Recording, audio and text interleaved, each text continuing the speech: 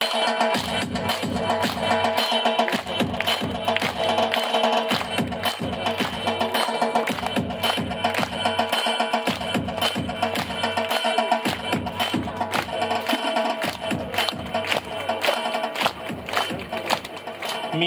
श्री धनगर साहेबांना विनंती करतो की त्यांनी आपलं प्रमुख अतिथी हे स्थान ग्रहण करावं.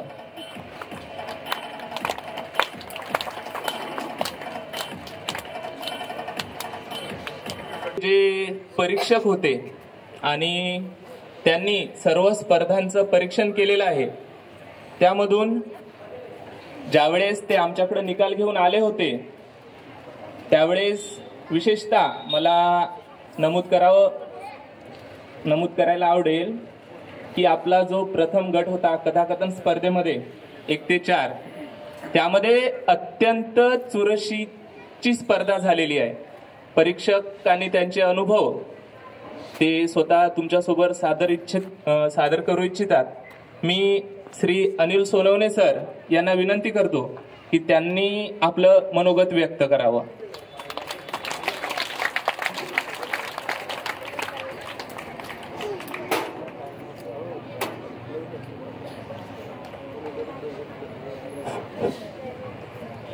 सर्वांना सर्वप्रथम आदरपूर्वक नमस्कार.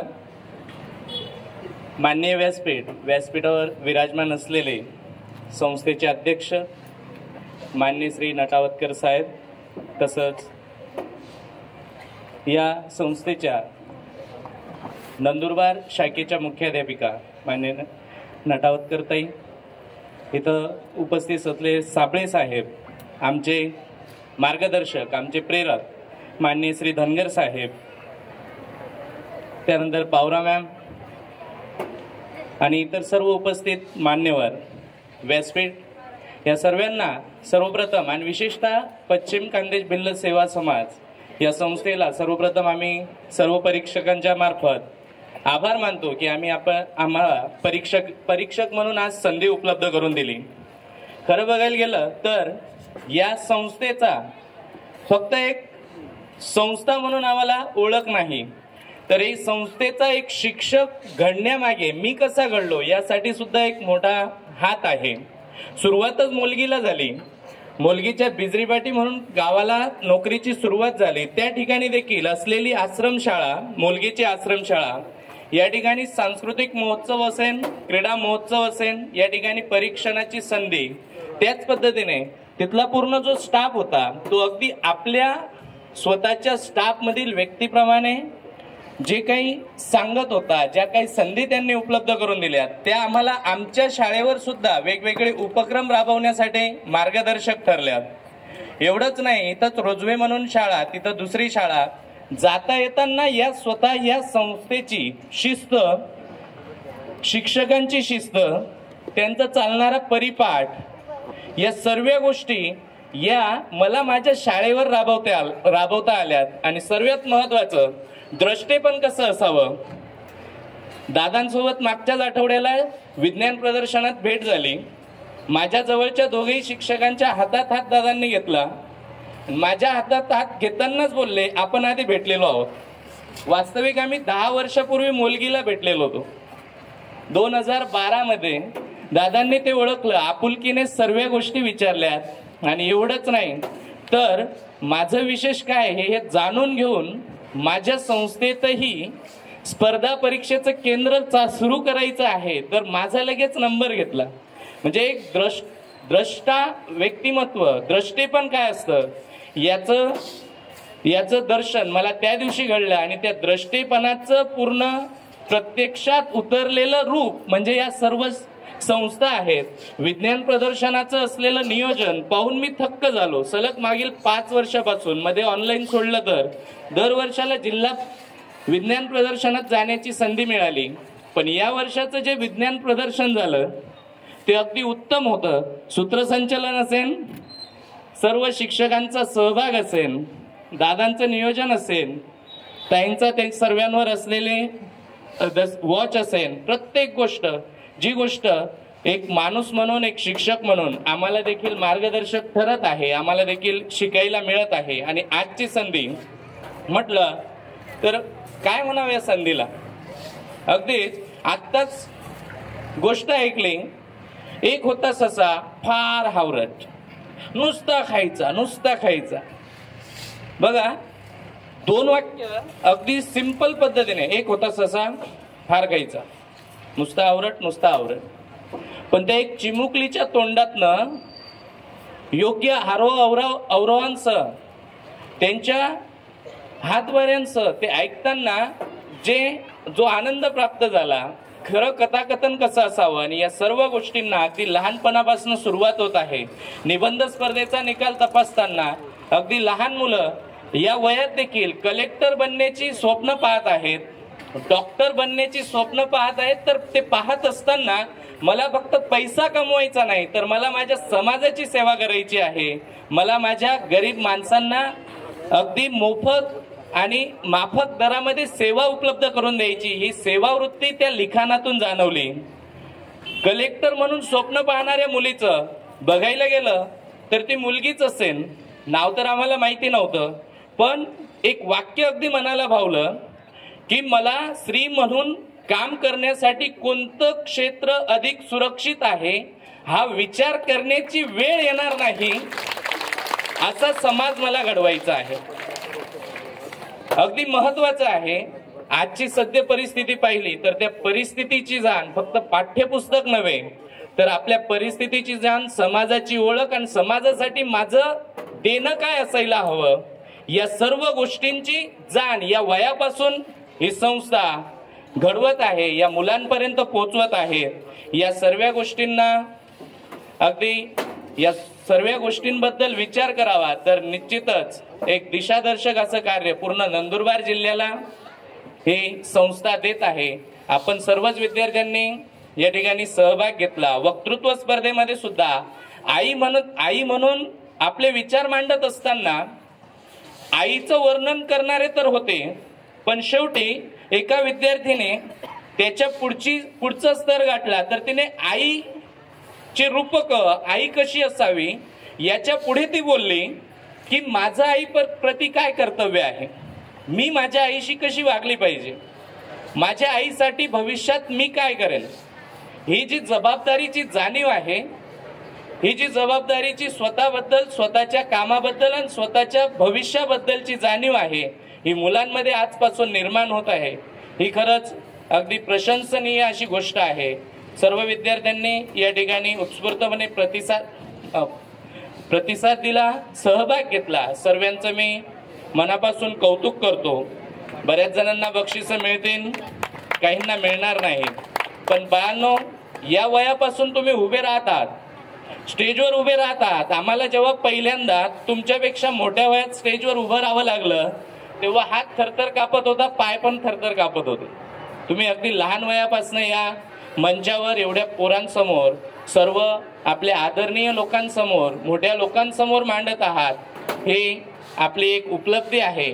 आणि जे अजूनही पुढच्या उपलब्धीसाठी प्रयत्न करत असतील, ज्यांचा आज नंबर येणार नाही, त्यांच्यासाठी थोडक्यात सांगतो, लहरों से डरकर नौका पार नहीं होती, कोशिश करने वालों की कभी हार नहीं होती. नन्ही चिट्ठी जब दाना लेकर चलती है, नन्ही चिट्ठी जब दाना लेकर चलती है, चढ़ती दीवारों पर 100 बार फिसलती है. मन का विश्वास रगों में साहस भरता है, चढ़कर गिरना, गिरकर चढ़ना उसका न अखरता है. आखिर उसकी मेहनत बेकार नहीं होती, कोशिश करने वालों की कभी हार नहीं होती, कभी हार नहीं होती. प्रयत्न करत राहा. एकदा आपल्याला देखील निश्चितच आपल्या मनातील सर्वोच्च स्थान गाठता येईल. या ठिकाणी परत एकदा आम्हा सर्व परीक्षकांना आपण परीक्षक म्हणून संधी उपलब्ध करून दिली. एवढंच नाही, विशेषतः या संस्थेच्या एका कार्यक्रमात आम्हाला संधी लाभली, हे आम्ही आमचं भाग्य समजतो. परत आपले सर्वांचे मनापासून आभार मानतो. धन्यवाद.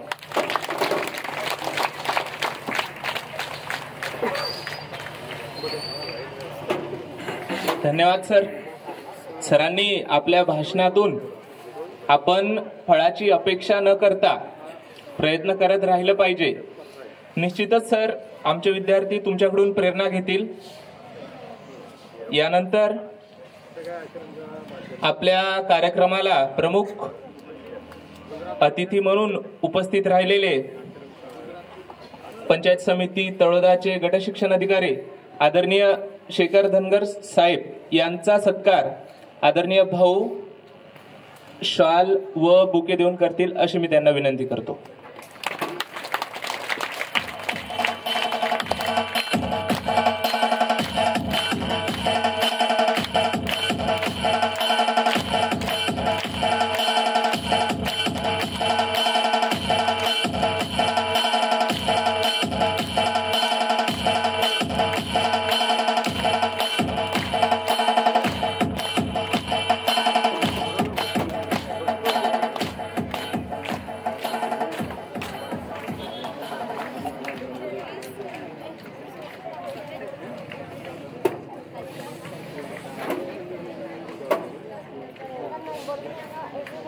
यानंतर आपल्या कार्यक्रमाचे मुख्य अतिथी आदरणीय शेखर धनगर साहेब यांना मी विनंती करतो की त्यांनी आमच्या विद्यार्थ्यांचं मनोबल वाढवण्यासाठी 2 शब्द बोलावे.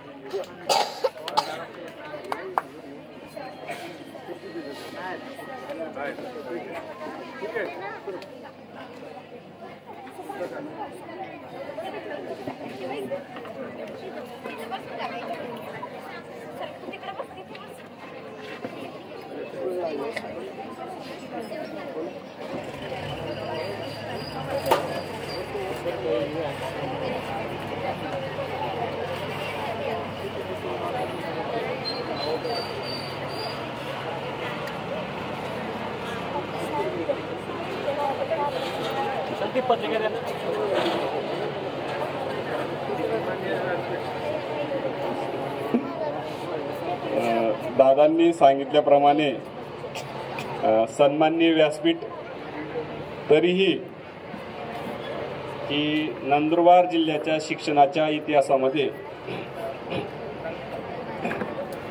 ज्यांचं नाव घेतल्याशिवाय इतिहास पूर्ण होणार नाही असे आपल्या संस्थेचे अध्यक्ष सुहासदादा नटावतकर आणि त्यांच्या खांद्याला खांद्या देऊन सोबत देणारा सुहासिनीताई नटावतकर,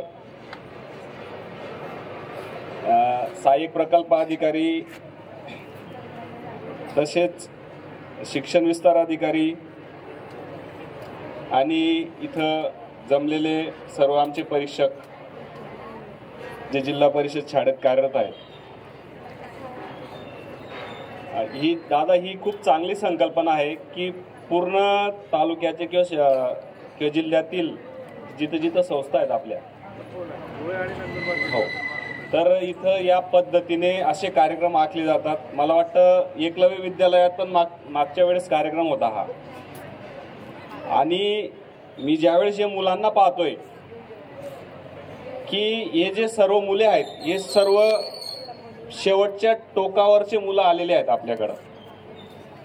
आणि या मुलांमध्ये जो जिवंतपणा दिसून येतोय, आता आपण नेहमी म्हणत होतोय की शिक्षण म्हणजे काय, की एक कोठारी आयोगाने सांगून ठेवलंय की destiny of India is being shaped in their classroom, की आपल्या भारताचं जे भवितव्य घडतंय तर कुठं घडतंय, वर्गामध्ये घडतंय.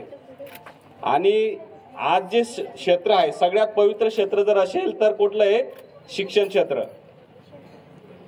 माणूस कुठं मोठा होतो किंवा कशाने मोठा होतो, तर माणूस केवळ शिक्षणाने मोठा होतो. आपल्याकडे जर चांगलं शिक्षण असेल तर तुम्ही जगाच्या पाठीवर कुठेही जाऊ शकता किंवा कुठेही टिकू शकता. आज जर पाहिलं आपण गुगलचे सीईओ कोण आहेत, तर भारतीय आहेत. अशा अनेक बहुराष्ट्रीय कंपन्या आहेत. बहुराष्ट्रीय म्हणजे काय, अमेरिकेतल्या कंपन्या आहेत किंवा विदेशातल्या कंपन्या आहेत, तर त्यांचे सीईओ आपले भारतीय आहेत. तर ही भारतीय ओळख कशा की हा देश कधी काळी इंग्रजांचा गुलाम होता आणि या गुलाम राष्ट्राचे व्यक्ती ऋषी सुनक आज इंग्लंडचे पंतप्रधान आहेत. तर कशामुळे, केवळ शिक्षणामुळे. आणि ही शिक्षणाची गंगा सर्वत्र पोहोचते. तर दादांसारखे आपल्यासारखे शिक्षकांमुळे पोचतंय. आणि या अशा विद्यार्थ्यांना कला गुणांना आपण वाव देतो इथं प्रत्येक विद्यार्थ्याला. याच्यामधून अनेक नेते घडतील, डॉक्टर्स घडतील, इंजिनियर्स घडतील, शास्त्रज्ञ घडतील. फक्त आपल्याला काय द्यायचंय, त्यांना व्यासपीठ द्यायचंय. आणि हे व्यासपीठ देण्याचं काम आणि तेही एकदम इम्पार्शियल पद्धतीने. इथं कोणाचाही हस्तक्षेप नाही. पहिला नंबर, दुसरा नंबर, तिसरा नंबर. इथं प्रयत्न करतात बऱ्याच ठिकाणी नंबर येण्यासाठी.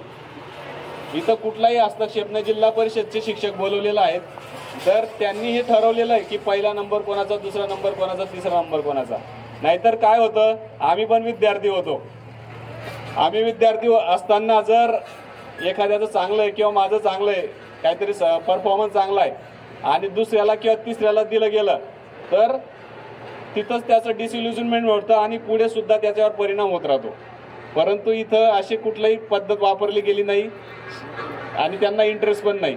आणि अशा पद्धतीने आपण चांगल्या पद्धतीने इथं सगळ्या स्पर्धा घेतल्या आहे. मुलांच्या कलागुणांना वाव देत आहे. आणि आम्ही ज्या वेळेस शाळा भेटी करतो दादा, की एकलव्य हे ब्रँड नेम आहे नंदुरबार जिल्ह्यामध्ये. इथं येणारा शिक्षक कसा निवडला जातो हे सुद्धा बाहेर चांगली पद्धती. म्हणून तुमच्याजवळ डायरेक्ट कोणी अप्रोच पण होत नाही. म्हणजे इतक्या चांगल्या पद्धतीने इतक्या चांगल्या योग्य शिक्षकांना वाव दिला जातो. आणि असेच हे पोरं तुम्ही घडवताय. एकदम तळागाळातले पोरं, दऱ्याखोऱ्यातल्या मुलांना एक आपण चांगली शिक्षणाची गंगा आणलेली आहे. आणि या भगीरथी प्रयत्नांना मी अभिवादन करतो आणि धन्यवाद देतो.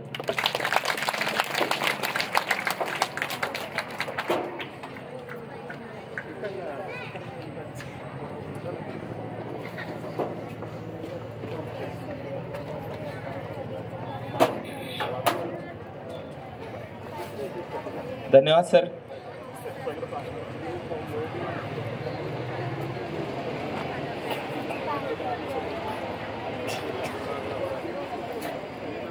आता सर्वजणांना आतुरता लागली असेल ती पारितोषिक वितरणची, मला समजत आहे. तरी थोडस आपल्याला वेट करावं लागेल. आता एकूण आपल्या इथे कथाकथनमध्ये 4 गट होते, वक्तृत्वामध्ये 3 गट होते, सामान्य ज्ञानमध्ये 3 आणि निबंध लेखनमध्ये सुद्धा असे 3. यामध्ये आपल्या संस्थेच्या 7 आश्रमशाळा, त्यामध्ये गुजरातमधील जी गुजराती भाषिक आपली आश्रमशाळा म्हणजे 8, 3 विद्यालय, 2 महाविद्यालय आणि 2 प्राथमिक विद्या मंदिर, असे एकूण जवळपास 200 स्पर्धक यांनी सहभाग नोंदवला होता. प्रथमच तळोदा तालुक्यातील शाळांसाठी सुद्धा ही स्पर्धा खुली करण्यात आली होती. आणि त्याच्यामुळं बाहेरून सुद्धा बरेच असे स्पर्धक, जी आपले तळोदा तालुक्यातील काही जिल्हा परिषद शाळा आहेत, आश्रमशाळा आहेत, न्यू हायस्कूल आहे, यांनी सुद्धा प्रथमतः या स्पर्धेमध्ये सहभाग नोंदवला होता. आणि सगळ्यांनी अत्यंत उत्कृष्टपणे आपली जे विजेतेपदाची दावेदारी आहे ती मांडली. आणि या स्पर्धेचं वैशिष्ट्य मला असं सांगावंसं वाटतं की सातपुड्याच्या पायथ्याशी किंवा सातपुड्यातले जे आपले विद्यार्थी आहेत हे मूळतः लाजाळू असतात. एखाद्या अशा मोठ्या मंचावर, मोठ्या स्टेजवर त्यांना बोलण्याची सवय नसते किंवा कधीमधी कोणी अधिकारी आले, बाहेरून कोणी पाहुणे आले, त्यांच्यासमोर ते व्यक्त होऊ शकत नाही, ते लाजतात. आणि अशा प्रकारच्या स्पर्धांमधून आपण या विद्यार्थ्यांना एक असा स्टेज म्हणजे त्यांना कुठेतरी एक आपण संधी उपलब्ध करून देत असतो की त्यांनी सुद्धा या जगाच्या ज्या संगणक युगामध्ये, आता आपल्या सर्वांना माहिती आहे की आश्रमशाळेतील विद्यार्थी जर म्हटलं तर यांच्याकडे पुस्तक आणि शिक्षक याच्या व्यतिरिक्त दुसरं साधन नसतं. तरी आम्ही बऱ्याच अशा उपक्रमामधून आपण त्यांना योग्य ती माहिती, योग्य ते इव्हेंट, वेगवेगळे उपक्रम घेऊन त्यांच्यापर्यंत ज्ञान पोहोचवण्याचा प्रयत्न करीत असतो. शहरातला जर विचार केला, जसं एकलव्य विद्यालय आहे आपलं, जे नंदुरबार जिल्ह्यातील एक नामांकित विद्यालय आहे, आणि इथले विद्यार्थी आणि आमचे आश्रमशाळेतील विद्यार्थी या दोघांची जी स्पर्धा असते, यामधून या विद्यार्थ्यांना, आश्रमशाळेतील विद्यार्थ्यांना सुद्धा माहिती पडावं की शहरातले विद्यार्थी कसे असतात आणि आपण कुठे आहोत, त्यांच्यासोबत स्पर्धा करण्याची संधी त्यांना मिळत असते. आणि मग त्यांच्यामधून त्यांचा आत्मविश्वास वाढत असतो. यामध्ये आता जवळपास आपले जेवढेही 200 ते 250 स्पर्धक आहेत, यांनी 15 दिवस, 1 महिना, जसं जसं होईल त्या पद्धतीनं निबंध लेखनची प्रॅक्टिस केली असेल. त्याच्यानंतर आपलं वक्तृत्व असेल, कथाकथन असेल, बऱ्याचशा जणांनी आरशासमोर असो किंवा जसं मित्र मैत्रिणी, आई वडील, शिक्षक यांच्यासमोर सादर करून तयारी केली असेल. आणि त्यानुसार आपला जो निकाल आहे तो परीक्षकांनी आमच्यापर्यंत पोहोचवलेला आहे. आणि जे कोणी विजेते होतील त्यांचं अभिनंदनच, पण जे कोणी विजयी ठरले नसतील त्यांनी निराश न होता पुढच्या वेळेस आपल्याला अजून जोमानं प्रयत्न करायचे आहे. असं नाही की तुमचे जे प्रयत्न आहे ते कमी पडले. त्याचा अर्थ असा होतो की ज्यांचा नंबर आला त्यांचे प्रयत्न तुमच्यापेक्षा जास्त होते. हे सुरुवातीला आपण मनाची तयारी करायची आहे. आता मी जास्त वेळ न लावता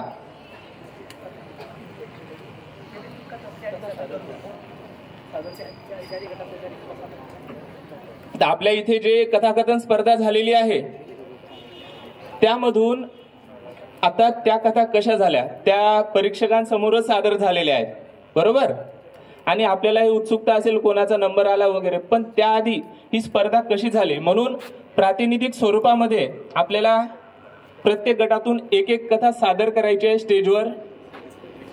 प्रथमतः मी प्राथमिक गटातून आमंत्रित करतो साक्षी शिवदास पावरा, आश्रमशाळा तलावडी. प्रातिनिधिक स्वरूपामध्ये ही आपल्या पुढे कथा सादर होणार आहे.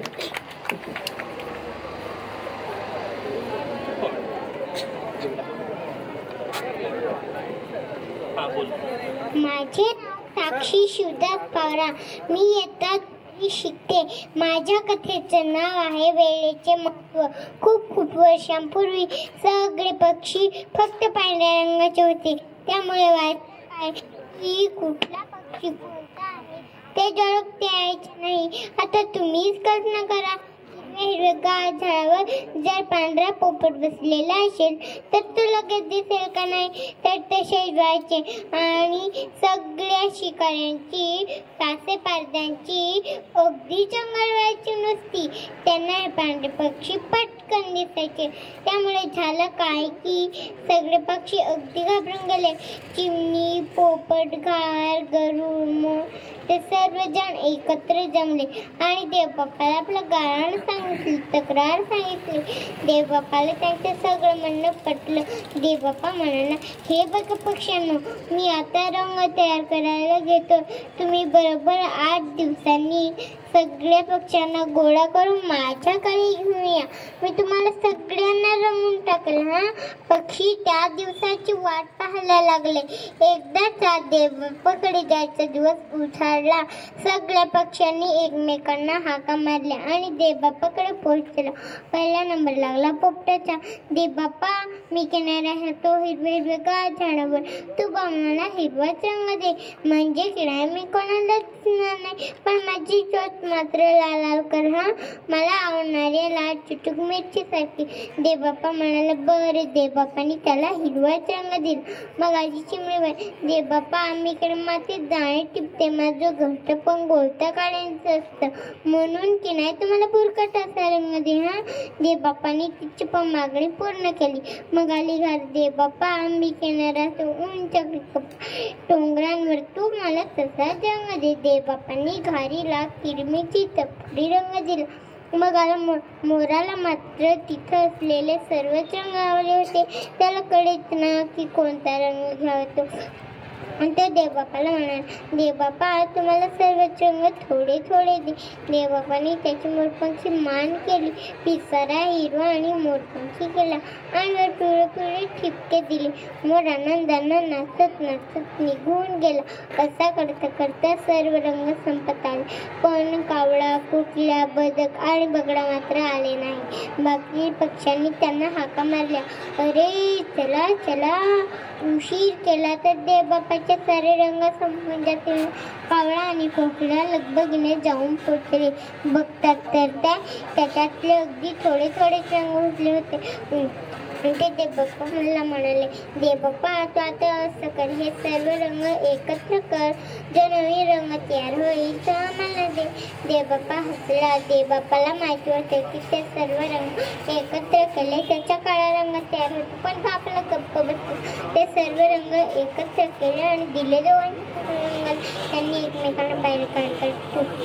करणार काय, गेले दोघे तेच परत. वाटेत त्यांना बदक आणि बगडा दिसले. ते त्यांना बघून हसायला लागले. मग कावळ्याला राग आला. तो म्हणाला, काळा तर काळा, आम्हाला रंग तरी तुम्हा दोघांना तर ते नाही. तू कळलं ना बाल मित्रांनो, आपण वेळेवर पोहोचलो ना तर आपला कसा तोटा होतो ते, म्हणून वेळेवर पोहोचणं महत्वाचं असतं. धन्यवाद. धन्यवाद साक्षी. बघा, इयत्ता दुसरीची विद्यार्थिनी अतिशय सुंदर आवाजात, अतिशय गोड आवाजात आपल्या पुढे कथा सादर करत आहे. म्हणजे 6 ते 7 वर्षाची मुलगी एवढ्या मोठ्या स्टेजवर, एवढ्या मोठ्या प्रेक्षकांसमोर कथा सादर करत आहे, तेही न घाबरता. म्हणजे आपण ह्या ज्या स्पर्धा अरेंज करत असतो हे त्याचं कुठंतरी फलित आहे. म्हणजे आपण जे काही करत आहोत त्याचं काहीतरी साध्य होत आहे. म्हणजेच आता या आश्रमशाळामधून आपण जे विद्यार्थी पुढे नेण्याचा प्रयत्न करीत आहोत. म्हणजे मला असं म्हणायला वाग नाही, we are trying to create sampling from the rustics. म्हणजे आम्ही आमच्या सातपुड्यातील रान फुलांचा वानमळा बनवण्यासाठी प्रयत्न करीत आहोत आणि तो बनेलच अशी मी ग्वाही देतो. यानंतर कथाकथनमध्ये द्वितीय गटामधून मी प्रातिनिधिक स्वरूपात गट दुसरा 5 ते 7 मधून आमंत्रित करतो. नरपत दिलीप वसावे, वसले, देवमोगरा विद्यालय वसलाई.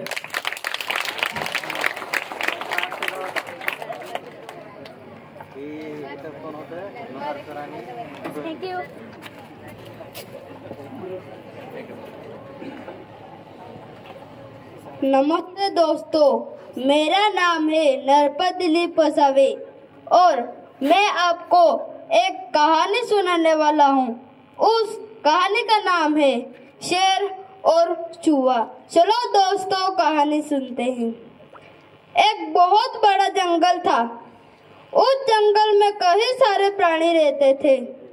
उसी जंगल में एक जंगल का राजा शेर रहता था.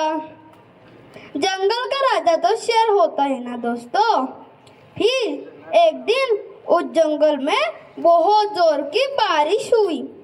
उस बारिश में सारे जंगल के प्राणी इधर से उधर से इधर भागने लगे. फिर बहुत ही अच्छा सा वातावरण था. उसी वातावरण में जंगल का राजा शेर सोचने लगा कि क्यों ना मैं थोड़े देर के लिए टहलने के लिए निकलूं जंगल में. ऐसा बोलकर जंगल में टहलने के लिए निकल पड़ा. टहल ही रहा था कि इतने में जंगल का राजा शेर थक गया और जाकर एक पेड़ के नीचे बैठ गया. जैसे पेड़ के नीचे जाकर बैठा, उसकी बहुत जोर की आंख लग गई. फिर उसी रास्ते से एक छोटा सा नन्हा सा चूहा जा रहा था. उस चूहे ने उस शेर को देखा और बोलने लगा कि मैंने तो कभी भी शेर को इतनी पास से कभी भी नहीं देखा. पास जाकर देखता हूँ कैसा देखता है शेर. ऐसा बोलकर पास जाकर देखने लगा. जैसे पास जाकर देखने लगा, फिर से सोचने लगा कि क्यों ना मैं शेर के बदन पर चढ़ के देखूं। ऐसा बोलकर शेर के बदन पर चढ़ गए। जैसे ही शेर के बदन पर चढ़ा, इधर से उधर फुदकना शुरू कर दिया। फिर फुदक ही रहा था कि इतने में शेर के बड़े बड़े मूंछ लटकते हुए दिखी और सोचने लगा कि क्यों ना मैं थोड़े देर के लिए शेर की मूंछों को सहला लूं। ऐसा बोलकर जैसे ही शेर के मूंछों को सहलाना शुरू किया, वो शेर जग गया और अपने नुकीले पंजों से उस चूहे को पकड़ लिया और बहुत जोर से दहाड़ना शुरू कर दिया। उस शेर की दहाड़ सुनकर वो चूहा घबराने लगा और डर के मारे कांपने लगा। फिर वो शेर बोला कि किसकी जरूरत होगी मेरी नींद खराब की? तू इतना छोटा सा चूहा मेरी नींद खराब की? मुझे लगता है कि मैं तुम्हें खा लूं। इतना सुनते ही वो चूहा बहुत ही डर गया था और डर के मारे कांप ही रहा था और वो चूहा बहुत ही अक्लमंद था। फिर वो चूहा बोलने लगा कि शेर जी मुझे छोड़ दो, मुझे खाकर आपका पेट नहीं भरेगा। मैं आपको एक वचन देता हूँ कि मुझे छोड़ा तो मैं आपकी कभी भी मदद करूँगा। इतना सुनते ही वो शेर हंस पड़ा। हा हा हा हा, तू मेरी मदद करेगा? एक जंगल के राजा को तू इतना छोटा सा चूहा मेरी मदद करेगा? तू बोल रहा है कि तुझे खाकर मेरा पेट नहीं भरेगा, तो मैं तुझे छोड़ ही देता हूँ। ऐसा बोलकर उस चूहे को छोड़ दिया। तुरंत ही वो चूहा दौड़े दौड़े अपने घर चला गया। फिर कई साल बीत गए। उस जंगल में एक शिकारी आया था। वो शिकारी एक एक पेड़ के नीचे जाकर जाल बिछाना शुरू कर दिया। उस शिकारी को एक अच्छी सी शेर की तलाश थी। किसी प्राणी संग्रहालय में या किसी जू में चाहिए था वो शेर। फिर वो शिकारी चला गया। पहले की तरह ही शेर टहलने के लिए निकला। टहल ही रहा था कि इतने में एक पेड़ के नीचे जैसे ही गया, फिर क्या होना था दोस्तों, वो जाले में अटक गया और बहुत जोर से दहाड़ना शुरू कर दिया। उस शेर की दहाड़ सुनकर सारे जंगल के प्राणी इधर से उधर से इधर भागना शुरू कर दिया। उस शेर की दहाड़ उस चूहे ने भी सुनी थी और वो चूहा बोला कि शेर जी किसी संकट में है, मैं जाकर देखता हूँ शेर जी को क्या हुआ। दौड़ा दौड़ा तुरंत शेर के पास गया। वो चूहा जाकर देखा तो शेर तो जाले में अटका हुआ था और अपने नुकीले दांतों से उस जाल के धागे को कुतरना शुरू कर दिया। कुतर ही रहा था, एक के बाद एक सारा जाल कुतर डाला। जैसे ही उस जाल से उस शेर की आजाद हुआ, तुरंत ही वो दोनों उस जगह से चले गए और दूसरी जगह के पास जाने के बाद वो चूहा बोला कि शेर जी मुझे पहचाना? तो शेर बोला मैंने तो नहीं पहचाना। शेर जी मुझे आपने जीवन दान दिया था और मैंने आपको एक वचन दिया था कि मैं आपकी कभी भी मदद करूंगा। ये मेरा वचन पूरा करने के लिए मैं दौड़ा दौड़ा आया। मैंने तो बहुत अच्छा किया था कि तुम्हें चढ़कर। अब से हम दोनों अच्छे मित्र बन के रहेंगे। इस कहानी का तात्पर्य है कि कभी भी किसी को छोटा न समझना चाहिए। धन्यवाद। धन्यवाद। यानंतर माध्यमिक म्हणजे तिसऱ्या गटामधून प्रातिनिधिक स्वरूपात मी आमंत्रित करतो वर्ग 8 ते 10 मधून सानिका सुनील पाटील, एकलव्य विद्यालय नंदुरबार। ती आपली कथा सादर करेल।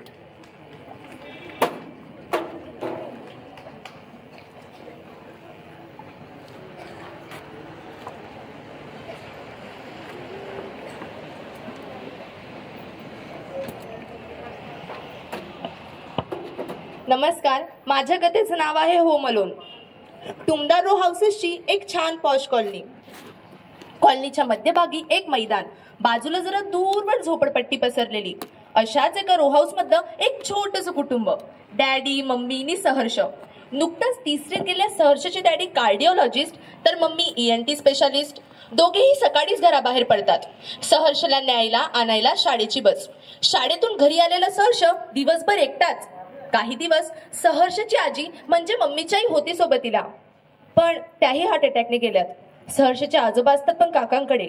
आता दुपारी 2 वाजेपासून तर संध्याकाळी मम्मी डॅडी घरी येईपर्यंत सहर्ष एकटाच असतो. आज मम्मी कुठल्याशा समारंभात लेक्चर द्यायला दुपारीच गेली होती.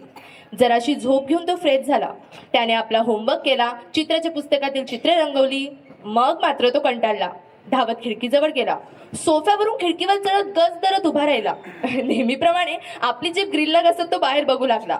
मैदानावर हळूहळू एक एक सवंगडी जमू लागले. रमू, भिक्या, रघु, रहीम सगळेच. रहीमने बॅट हातात घेतली. नाऱ्या लंगडत लंगडत बॉलिंग करू लागला. नाऱ्याने बॉल फेकला. रहीमने बॅट फिरवली आणि ठो, बॉल उंच उडाला. भिक्या धावत येऊन बॉल कॅच करण्यासाठी उभा राहिला. कॅच चुकला, पण सहर्ष आनंदाने आरोळ्या मारू लागला. गुड गुड बॅटिंग, तो खिडकीतूनच ओरडला. त्याला आठवलं, आजोबा असताना तो नेहमी त्यांच्या कामवाल्या बाईच्या म्हणजे सुमनच्या मुलाबरोबर या खेळात सामील व्हायचा. किती मज्जा यायची ना तेव्हा. कधी एकदाचे 5 वाजतील आणि आपण खेळायला जाऊ असं व्हायचं. पण सहर्षला ते मुलांचे घाणेरडे कपडे, त्यांचं थुंकणं, बाहीला नाक पुसणं हे मात्र अजिबात आवडायचं नाही. पण त्याला तर कोणते मित्रच नव्हते. 8 दिवस तो त्या मुलांबरोबर खेळला असेल नसेल. अचानक एक दिवशी डॅडी घरी आले. त्या मुलांबरोबर सहर्षला खेळताना बघून 2 धपाटे घालत घरी ओढून आणलं. बाप रे, असे रागीट डॅडी त्याने कधीच पाहिले नव्हते. अशा मुलांसोबत खेळून तू चांगला मुलगा होणार आहेस. चोर, लुटेरा, दारू पिणारा, आई वडिलांना शिव्या देणारा, मारणारा असा मुलगा व्हायचंय तुला. अरे ते घाणेरडे स्किन डिसीज आणि इन्फेक्शन्स होतील वगैरे वगैरे. मध्ये डॅडींना अडवणाऱ्या आजोबांना सुद्धा रागवणं ऐकावं लागलं. खरं तर आता एवढं सगळं झाल्यानंतर सहर्ष घरीच राहू लागला. पण आजोबा त्याच्या सोबतीला होते म्हणून तो आजोबांसोबत फिरायला जायचा, त्यांच्यात मागे पुढे फिरायचा. ते झाडांना पाणी घालू लागले की तोही त्यांच्या मागे झाडांना पाणी घालायचा. ते जप करू लागले, बातम्या वाचू लागले की तोही त्यांच्या बाजूला बसून चित्रांची पुस्तके रंगवायचा. संध्याकाळी मम्मी डॅडी पार्टीला गेलेले असते की दोन्ही पोट भरून जेवून घेत. आणि असंच आजोबांच्या खुशीत गोष्ट ऐकत ऐकत सहर्ष घरी जायचा. किती छान दिवस होते ना ते. पण एक दिवस सहर्षला जाग आली ती मम्मी डॅडीच्या आरोड्यांनी. ते मोठमोठ्याने आजोबांवर ओरडत होते, हे काय बाबा, तुमच्यामुळे सहर्षला वाईट सवय लागताय. हो मान्य करतो आम्ही की आम्ही नसताना सहर्षची काळजी तुम्ही घेतात, पण त्याचे नको ते हट्ट पुरवायची काय गरज आहे बाबा. तुम्ही नसताना तो हे सगळं हट्ट आमच्या जवळ करतो. आता आम्ही आमची जॉब सोडायची का त्याचे नको ते हट्ट पूर्ण करण्यासाठी वगैरे वगैरे. डॅडी बाबा बिचारे खाली मान घालून सगळं ऐकत होते. सकाळी आजोबा सहर्षच्या खोलीत आले. त्याला जवळ घेतलं, भरपूर पापे दिले, एक पतंग दिली आणि निघून गेलेत. खरं तर सहर्षचं मन ओरडून ओरडून म्हणत होतं, आजोबा आजोबा थांबा, आजोबा प्लीज मला नका सोडून जाऊ प्लीज. पण हे सगळं त्याच्या मनातच राहिलं. आता दुपारी 2 वाजेपासून तर संध्याकाळी मम्मी डॅडी घरी येईपर्यंत सहर्ष पुन्हा एकटा झाला. ग्रीलला धरून धरून त्याचे हात दुखू लागले. तो टेबलवर बसला आणि आपल्या विचारांच्या विश्वात रमला. त्याला वाटलं आपले मम्मी डॅडी जर साधे लोक राहिले असते तर किती चांगलं राहिलं असतं. मम्मी सतत माझ्यासोबत राहिली असती, डॅडी लवकर घरी आले असते, आम्ही मस्त लॉंग ड्राईव्हवर गेलो असतो, डॅडी माझ्यासोबत फुटबॉल खेळले असते. हल्ली तर रविवार सुद्धा नकोसा वाटतो. एक तर क्लब मीटिंग, पार्टी, नाही तर सेमिनार. सहर्षच्या मनात विचारांचं कुतूहल सुरू होतं. इतक्यात त्याला आठवलं, सगळी कॉलनी कशी मस्त पार्टी असल्यासारखी दिसत होती. कारण दिवाळीचे दिवस होते. लोकांनी घरी सुंदर सुंदर आकाश दिवे लावले होते. दिव्यांच्या माळा लावून लोकांनी अंधाराला पळून काढलं होतं खरं. पण या पिटुकल्याच्या मनातला अंधार कोण दूर करणार. सगळी कॉलनी कशी मस्त पार्टी असल्यासारखी दिसत होती या विचाराने त्याने घरातील सर्व लाईट्स लावली. उजळ्यानं घर उजळून उठलं. इतक्यात लाईट गेली. सगळीकडे अंधारच अंधार. घराबाहेरही काळोख आणि घरा आतही.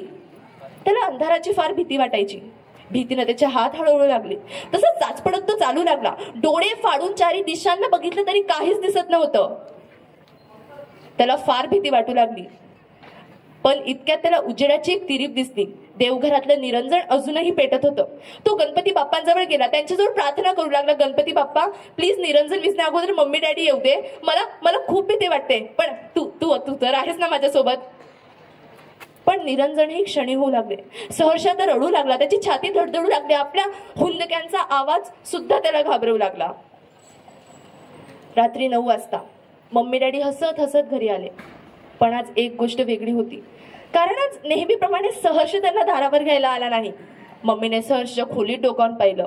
Hall, kitchen, bedroom, guest room सगळं पाहिलं, पण सहर्ष कुठेच सापडला नाही. भीतीने मम्मीचे हात हळवू लागले. इतक्यात डॅडी मम्मीवर ओरडू लागले, तू येणार होतीस ना 7 वाजता, मग एवढा वेळ का झाला तुला? अरे ते चीफ गेस्ट लेट आले, त्यानंतर कार्यक्रम, लेक्चर, तरी मी लवकर निघालेच ना. डॅडी हताश होऊन डोक्याला हात लावून बसलेत. देवघरातल्या गणपतीला मम्मी साकडं घालायला गेली आणि काय आश्चर्य, तिकडेच जमिनीवर अंगाचं मुटकुळं करून सहर्ष झोपी गेलेला होता. त्याला बघून दोघांच्या जीवात जीव आला. तो दचकून झोपेतून उठला. मम्मी, डॅडी, अचानक पूर्ण घरातली लाईट गेली. मी खूप घाबरलो होतो. मम्मी, डॅडी, यानंतर मला असं एकटं नका सोडून जाऊ, मला घरी खूप एकटं वाटतं. आपल्या मुलाचे असे शब्द ऐकून कोणत्या आईचं हृदय नाही विरघळणार. मम्मीने त्याला जवळ घेतलं. सहर्ष बाळा, ह्यानंतर मी तुला कधीच एकटं सोडून जाणार नाही. मी सतत तुझ्या सोबत राहील.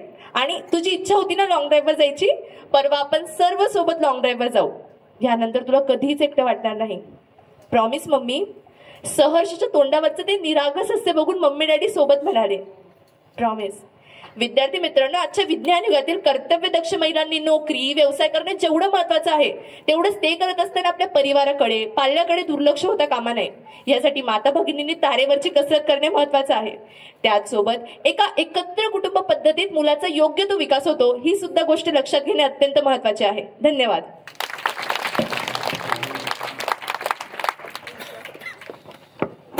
धन्यवाद सानिका. अतिशय उत्कृष्ट अशी कथा या ठिकाणी सानिका पाटील हिने सादर केलेली आहे.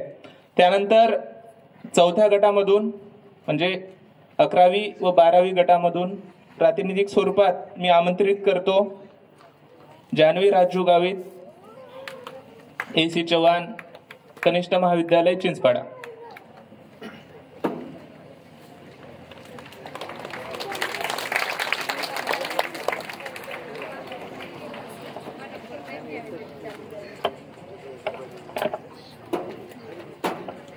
हेलो फ्रेंड्स, मैं जानवी और घर की आर्थिक स्थिति में खुद का भी हिस्सा शामिल हो, इसलिए 10 साल की उम्र में अखबार बेचने वाला एक बच्चा आगे जाके इंडिया का सबसे पहला बैचलर्स प्रेसिडेंट बनता है. वेल, परिचय देना जरूरी है क्या? हम सभी जानते हैं. मैं बात कर रही हूँ दुनिया के महान scientist doctor APJ Abdul Kalam, जिनकी बोली हुई हर एक बात दुनिया के लिए एक सीख है. लेकिन प्रेसिडेंट बनने का ये रास्ता उनके लिए इतना आसान नहीं था. एक मुस्लिम फैमिली से बिलोंग करने की वजह से उन्हें कई सारी मुश्किलों का सामना करना पड़ा, लेकिन इन मुश्किलों में से पंख फैलाकर उन्हें सक्सेस की उड़ान भर के दिखाई. सिर्फ सक्सेस के ही नहीं तो इंडिया के कई सारे मिसाइल प्रोजेक्ट्स का भी वो कारण बन सके और कैसे लोग उन्हें इंडिया का मिसाइल मैन कहकर पुकारने लगे. If you want to shine like sun, first burn like sun. If you want to shine like sun, first burn like sun. दुनिया को ये सिखाने वाले इस सूरज का जन्म 15 अक्टूबर 1931 में रामेश्वरम के एक तमिल मुस्लिम फैमिली में हुआ था. पेशे से उनके पिताजी एक नाव चलाने वाले थे और उनकी माँ आशी अम्मा एक हाउसवाइफ थी. और वैसे तो उनका घर छोटा था, लेकिन परिवार बड़ा था. अब परिवार बड़ा था तो घर में पैसों की समस्या होती रहती थी, इसीलिए और घर की जमा पूंजी में खुद का भी हाथ हो, इसीलिए 10 साल की उम्र में उन्होंने पेपर बेचना शुरू किया. पर क्या ये एक ही रीजन था इस काम को करने का? वेल नहीं, उन्होंने इस काम को भी बहुत सोच समझ कर चुना था. बचपन से ही कलाम जी को नॉलेज गेन करने की बहुत भूख थी, इसलिए पेपर बेचने से पहले वो पूरे अखबार को अच्छी तरह से पढ़ लेते थे. लेकिन ऑफ कोर्स नॉलेज ढूंढने का ये रास्ता उनके लिए इतना आसान नहीं था. एक गरीब मुस्लिम होने की वजह से उन्हें कई सारी डिफिकल्टीज का सामना करना पड़ा और एक डिफिकल्टी उनकी बचपन की ही है. जब वो 5वीं कक्षा में थे तब वो अपने बेस्ट फ्रेंड रामनंदा शास्त्री जो एक रुडवाड़े हिंदू फैमिली से बिलोंग करते हैं, उनके साथ फर्स्ट बेंच पर बैठा करते थे. लेकिन एक दिन उनके स्कूल में एक नए टीचर आए और एक मुस्लिम को एक ब्राह्मण के साथ देखकर वो चौंक गए और उन्होंने कलाम जी को लास्ट बेंच पर जाकर बैठने के लिए कहा. पर क्या उस लास्ट बेंच पर बैठना कलाम जी को जिंदगी में पीछे छोड़ने वाला था? वेल नहीं, उन्होंने ठान ली थी उस लास्ट बेंच पर बैठकर वो दुनिया को बदल के दिखाएंगे, क्योंकि उनका शायद इसलिए वो हमेशा कहा करते थे, the best friends of the nation may be found on the last benches of the classroom. The best friends of the nation may be found on the last benches of the classroom. ऐसे ही कई life lesson जीते जी सीखकर वो आने वाली पीढ़ी के लिए छोड़ गए. लेकिन उनके लाइफ के ये लेसन और 2020 तक इंडिया को डेवलप्ड कंट्री बनाने का जो सपना है वो आने वाली पीढ़ी कहीं ना कहीं भूल रही है. उसी लास्ट बेंच पर बैठकर उन्होंने एक गोल बनाया था फाइटर पायलट बनने का गोल, और ये गोल बना था उनके गुरु की वजह से। उन्होंने तय कर लिया था बड़ा होकर वो फाइटर पायलट जैसा बड़ा गोल हासिल करेंगे। लेकिन क्योंकि उनका एक कहना था, small aim is a crime have a great aim, small aim is a crime have a great aim. लेकिन अपना सपना पूरा करने की इस रेस में वो हार गए। हुआ ये कि अपना सपना पूरा करने के लिए उन्होंने Madras institute of technology aerospace engineering is field में एडमिशन लिया। अब जब इंजीनियरिंग थी तो प्रोजेक्ट तो मिलेगा ही, सो उन्हें भी लो लेवल अटैक एयरक्राफ्ट बनाने का प्रोजेक्ट मिला। लेकिन जब सबमिशन के दिन उन्होंने अपना मॉडल सबमिट किया तब उनके प्रोफेसर को उनका ये मॉडल पसंद नहीं आया और उन्हें नया मॉडल बनाने को कहा। अब नया मॉडल बनाना है तो कम से कम 1 महीना तो लगेगा ही। ये सोचकर उन्होंने अपने प्रोफेसर से 1 महीने का समय मांगा, लेकिन इतने समय के लिए प्रोफेसर ने साफ मना कर दिया। 3 दिन में मुझे नया मॉडल बना के दो, वरना अपनी स्कॉलरशिप भूल जा। ये सुनते कलाम जी के होश उड़ गए। 3 दिन बिना सोए दिन रात उन्होंने इतनी मेहनत की कि जब उन्होंने अपना नया मॉडल पेश किया तब उनके प्रोफेसर ने उनसे एक बात कही, मुझे पता था 3 दिन में नया एयरक्राफ्ट बनाना इम्पॉसिबल है, लेकिन स्कॉलरशिप छीन जाने के जुनून ने इसे पॉसिबल कर दिया। इस इंसिडेंट से उन्हें एक बात समझ आ गई, to succeed your mission you have single minded devotion to your goal. To succeed your mission you have single minded devotion to your goal. आखिर इंजीनियरिंग खत्म होने के बाद अपना सपना पूरा करने का एक अवसर उन्हें इंटरव्यू के रूप में आया, जो था एयरफोर्स ऑफ देहरादून, इसका इंटरव्यू।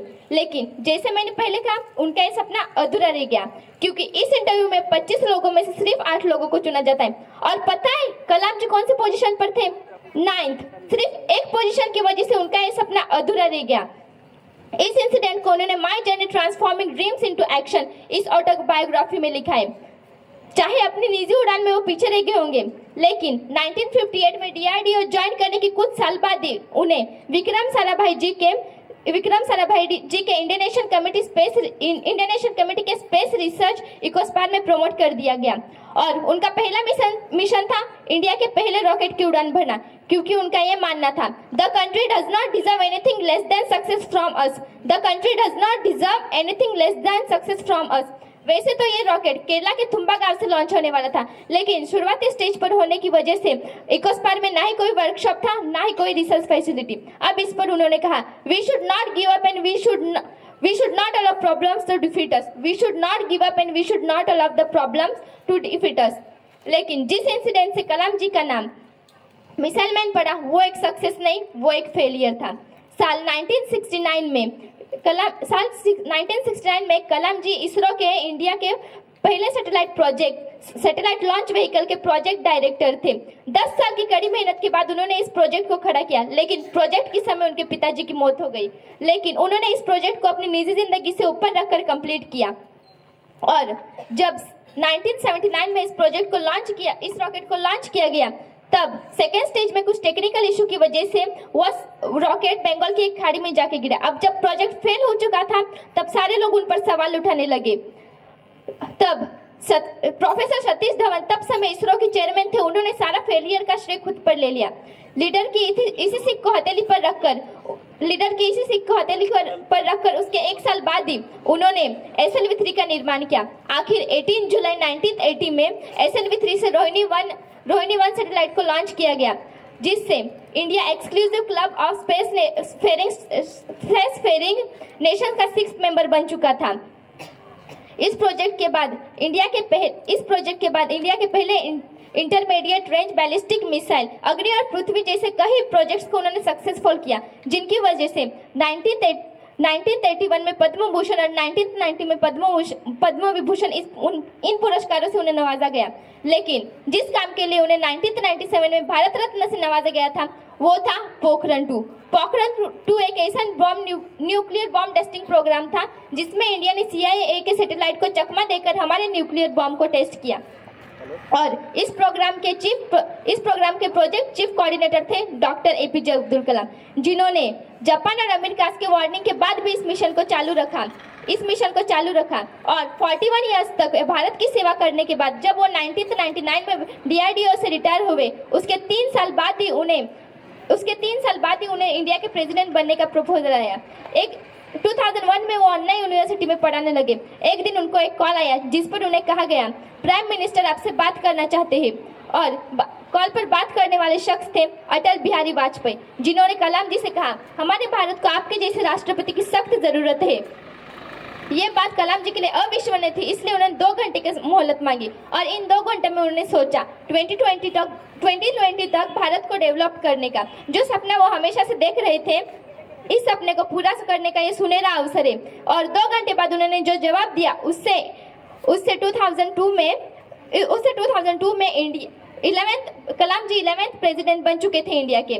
और 27 जुलाई 2015 में जब वो हार्ट अटैक से गिर गए, तब भी वो शिलोंग के इंडियन इंस्टीट्यूट ऑफ मैनेजमेंट में पढ़ाने गए थे। इतना ही नहीं, उनके मरने के बाद भी उनके अंतिम संस्कार में 3,50,000 से ज्यादा लोग शामिल हुए थे। इससे पता चलता है कि वो सिर्फ एक मिसाल मैन ने, पीपल्स प्रेसिडेंट कलाम चाचा और इन जैसे कई रूपों में आज भी इंडियंस के दिल में बसे। धन्यवाद।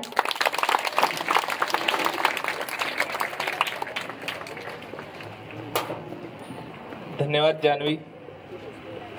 यानंतर आजच्या कार्यक्रमाचे अध्यक्ष आदरणीय नंदकुमार साबळे साहेब, सहाय्यक प्रकल्प अधिकारी एकात्मिक आदिवासी प्रकल्प तळोदा, यांना मी मंचावर त्यांचे विचार व्यक्त करण्यासाठी आमंत्रित करतो।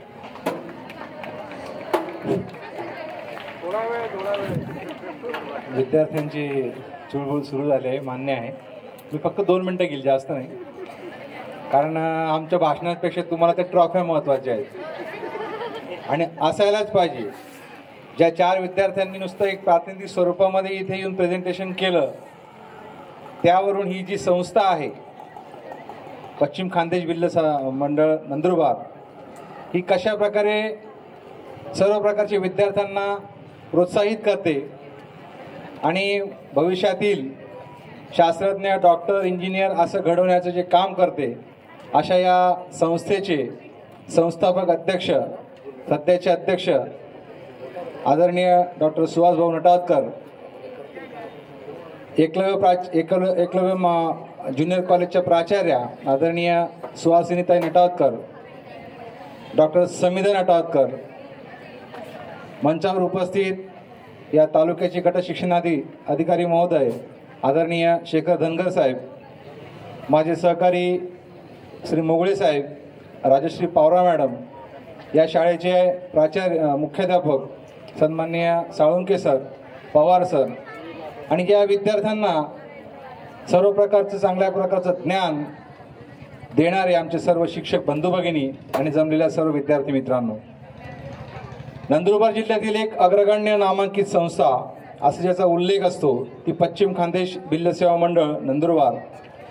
या संस्थेच्या अंतर्गत असणाऱ्या जेवढे आश्रमशाळा आणि विद्यालय आहेत, या विद्यार्थ्यांच्या सहशालेय उपक्रमाच्या संदर्भामध्ये आज तलावडी या आश्रमशाळेमध्ये वक्तृत्व स्पर्धा, कथाकथन स्पर्धा, विविध स्पर्धांचे या ठिकाणी आयोजन करण्यात आलं आणि या स्पर्धेतून आमच्या गोरगरीब विद्यार्थ्यांना, आदिवासी विद्यार्थ्यांना तसेच इतर विद्यालयातील विद्यार्थ्यांना प्रेझेंटेशन करण्याची संधी या ठिकाणी उपलब्ध करून देण्यात आली। त्याबद्दल या संस्थेचा आणि या शाळेचे आम्ही या ठिकाणी आभार मानतो।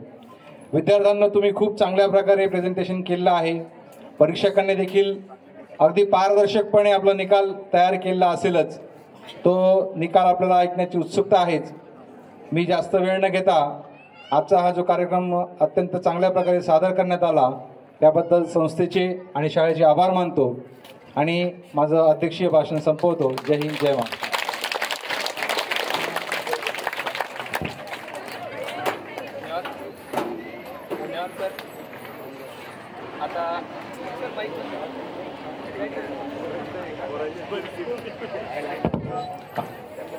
तर कथाकथनमध्ये एकूण 52 कथा सादर झाल्या होत्या।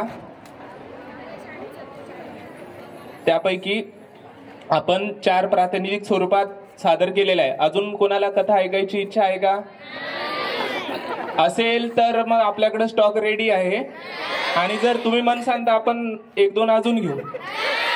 नाही, नाहीचा आवाज कमी येतोय, मला वाटतं एखादी घेऊनच घ्या। नाही, बरं, मग बक्षीस वितरणकडे जायचं आपण?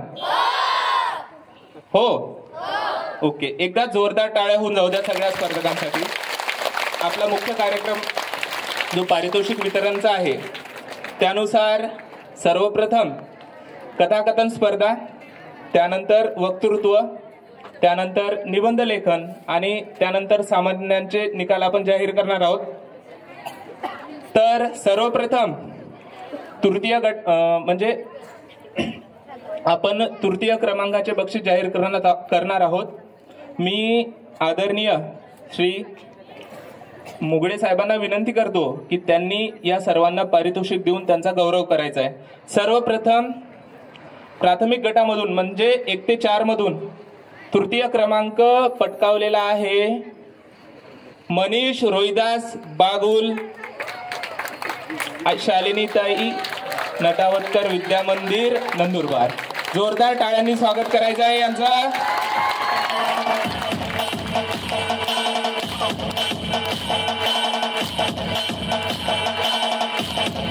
यानंतर तृतीय क्रमांक 5 ते 7 गटामधून कुमारी राजनंदिनी शैलेश सोनावणे, एकलव्य विद्यालय नंदुरबार.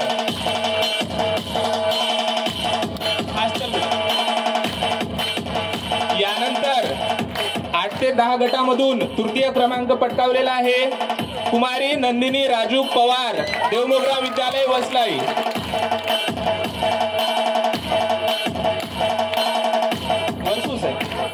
वर्सूस नंदिनी राजू पवार.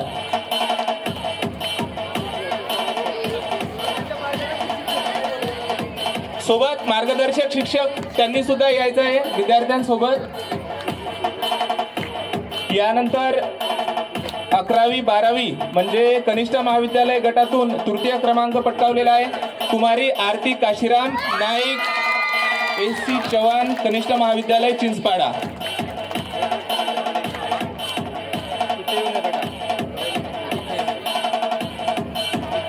जोरदार टाळ्यांनी स्वागत करायचं यांचं.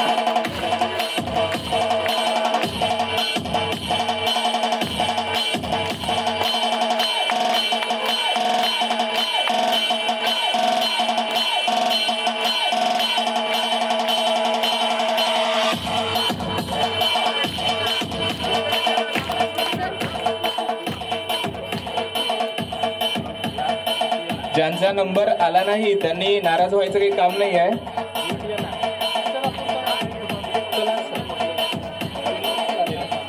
महाविद्यालयीन गटातून तृतीय क्रमांक कुमारी आरती काशीराम नाईक, SC चव्हाण, कनिष्ठ महाविद्यालय चिंचपाडा.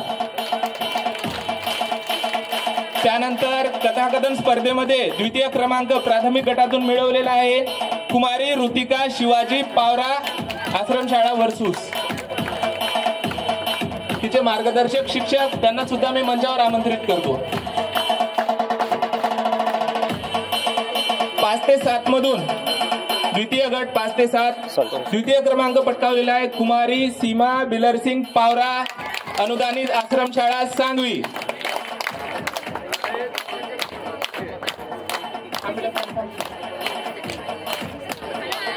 मार्गदर्शक शिक्षक सांगवी. आले मागे.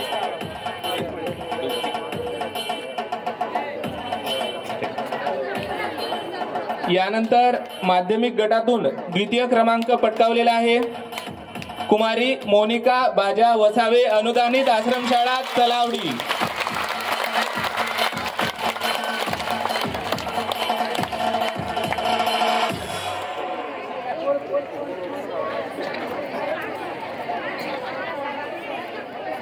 चल.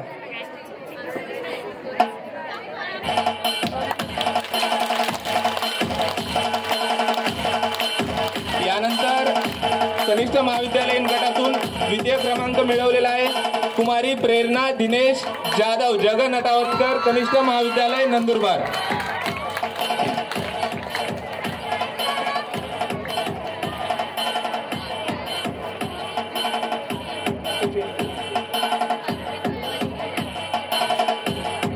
यानंतर कथाकथन स्पर्धा यानंतरच्या पारितोषिक वितरणासाठी मी आदरणीय श्री शेखर धनगर साहेब यांना विनंती करतो की यानंतरचं पारितोषिक वितरण त्यांनी करावं. यानंतर कथाकथन मध्ये प्रथम क्रमांक प्राथमिक गटातून मिळवलेला आहे कुमारी साक्षी शिवदास पावरा,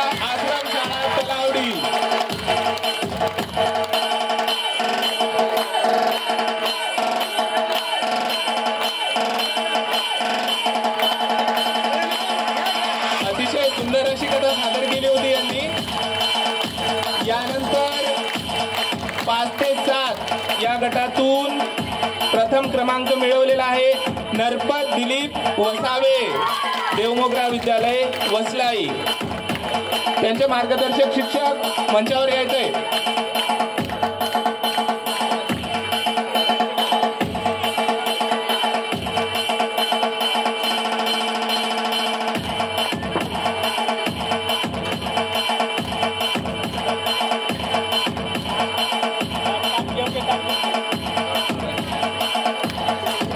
यानंतर तिसरा गट म्हणजे 8 ते 10 मध्ये प्रथम क्रमांक मिळवलेला आहे तो म्हणजे कुमारी सानिका सुनील पाटील, एकलव्य विद्यालय नंदुरबार. तिचे मार्गदर्शक शिक्षक मंचावर यायचं आहे.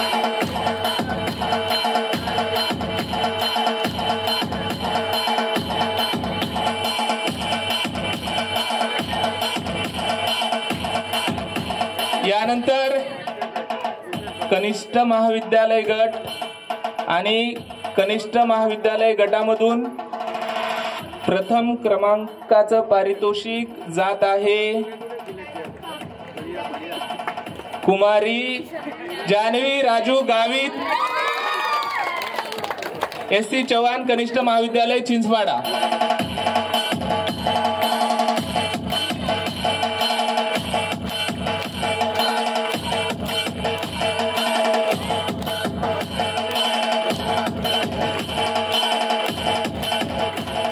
यानंतर मी आदरणीय साबळे साहेबांना विनंती करेल की त्यांनी यानंतरचं पारितोषिक वितरण करावं. यानंतर वक्तृत्व स्पर्धेमध्ये आपल्याकडे एकूण 3 गट होते, 5 ते 7, 8 ते 10 आणि कनिष्ठ महाविद्यालय म्हणजे 11वी आणि 12वी. वक्तृत्व स्पर्धेमध्ये एकूण 4 विषय होते आणि त्यानुसार विद्यार्थ्यांना उत्स्फूर्तपणे म्हणजे चिठ्ठी काढून जो विषय मिळेल त्याच्यानुसार तर 5 ते 7 मधून तृतीय क्रमांकाचं पारितोषिक जात आहे कुमारी ध्रुवी जगदीश कारले, वनवासी विद्यालय चिंचपाडा. जोरदार टाळ्यांनी स्वागत करायचं यांचं. तिचे मार्गदर्शक शिक्षक यांना सुद्धा मी मंचावर आमंत्रित करतो.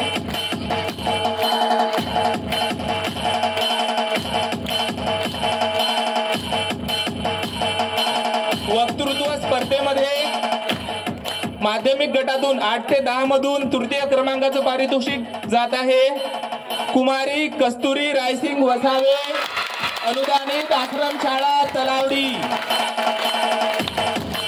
जोरदार टाळ्यांनी स्वागत करायचं आहे.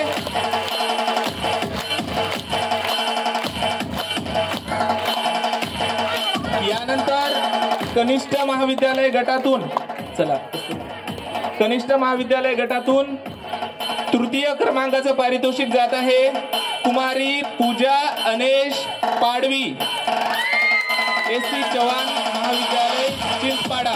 तिचे मार्गदर्शक शिक्षक त्यांना मी विनंती करतो की त्यांनी मंचावर यायचे. यानंतर मी राजश्री पवार मॅडम यांना विनंती करेल की यानंतरचं पारितोषिक वितरण त्यांनी करावं.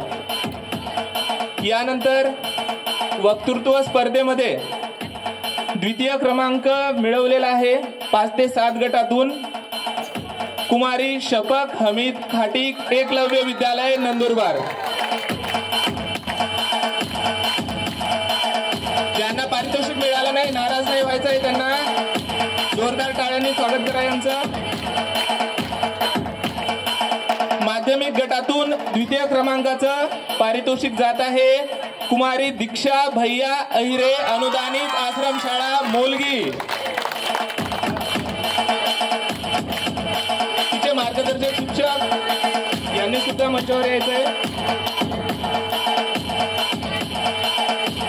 कनिष्ठ महाविद्यालय गटातून वक्तृत्व स्पर्धेमध्ये द्वितीय क्रमांकाचं पारितोषिक जात आहे प्रणव विलास जाधव जग नटावतकर, कनिष्ठ महाविद्यालय नंदुरबार.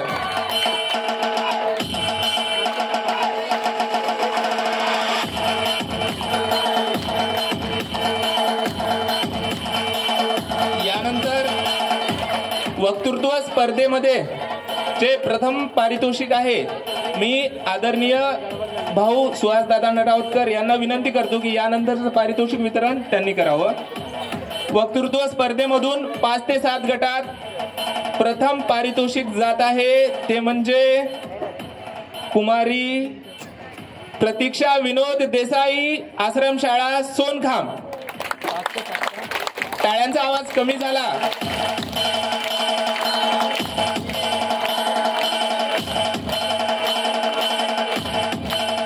माध्यमिक गटातून प्रथम क्रमांक जात आहे कुमारी प्राप्ती सुनील चौधरी, एकलव्य विद्यालय नंदुरबार. तुमच्या टाळ्याचा आवाज कमी येत आहे. एखादी कथा सादर करायची का? कथा सादर करायची का? आवाज येतो. कनिष्ठ महाविद्यालय गटातून प्रथम पारितोषिक जात आहे रोहन नवनाथ चौधरी, जग नटावतकर, कनिष्ठ महाविद्यालय नंदुरबार.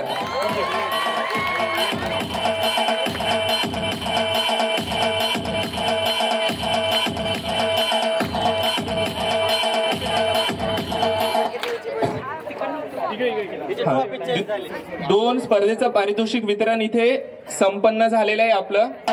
ज्यांचा नंबर आला नसेल त्यांनी निराश व्हायचं काम नाही. त्यांच्यासाठी एक शेर सादर करतो. सांगू ना? क्या मग? हार भी जाओ तो गम ना करो, हार भी जाओ तो गम ना करो, फिर से खेलो मगर हौसला कम ना करो. यानंतर निबंध लेखन स्पर्धा. प्रथम क्रमांकाचं पारितोषिक वक्तृत्व स्पर्धेमध्ये जात आहे रोहन नवनाथ चौधरी, जग नटावतकर महाविद्यालय नंदुरबार. यानंतर मी डॉक्टर समिताताई नटावतकर यांना विनंती करतो की यानंतरचं पारितोषिक वितरण त्यांनी करावं. यानंतर आपली निबंध लेखन स्पर्धा. निबंध लेखन स्पर्धेमध्ये 5 ते 7 गटातून तृतीय क्रमांक मिळवलेला आहे कुमारी वैशाली आपसिंग वळवी, अनुदानित आश्रमशाळा सुरवानी. मी तिला मंचावर आमंत्रित करतो. सोबत मार्गदर्शक शिक्षक यांनी सुद्धा मंचावर यायचं आहे.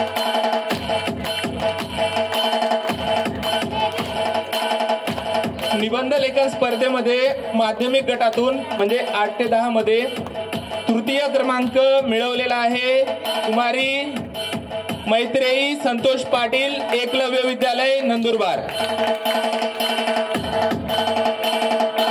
मी मैत्रेयी आणि तिचे मार्गदर्शक शिक्षक यांना मंचावर आमंत्रित करतो.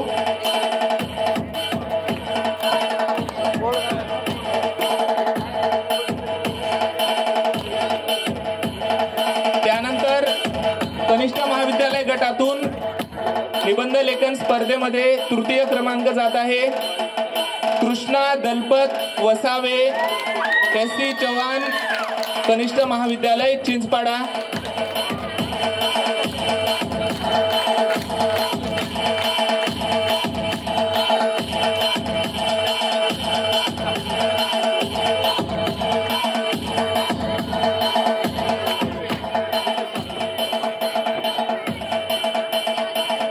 यानंतर निबंध लेखन स्पर्धा द्वितीय क्रमांकाचं पारितोषिक मी आदरणीय मुगळे साहेबांना विनंती करतो की यानंतरचं पारितोषिक वितरण त्यांनी करावं.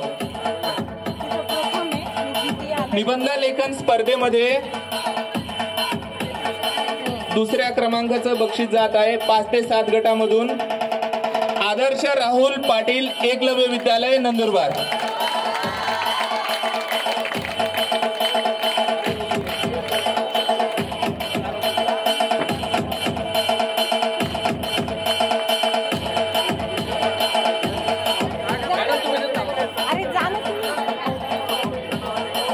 यानंतर निबंध लेखन स्पर्धेमध्ये 8 ते 10 म्हणजे द्वितीय गट माध्यमिक गटातून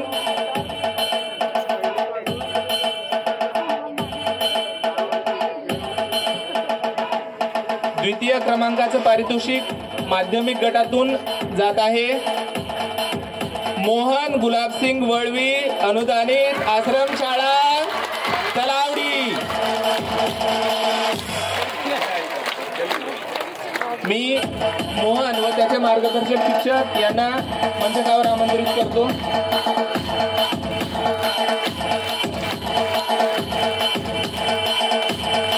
निबंध लेखन स्पर्धेमध्ये कनिष्ठ महाविद्यालय गटातून द्वितीय क्रमांक मिळवलेला आहे कुमारी तेजल दिलीप वसावे जग नटावतकर कनिष्ठ महाविद्यालय नंदुरबार.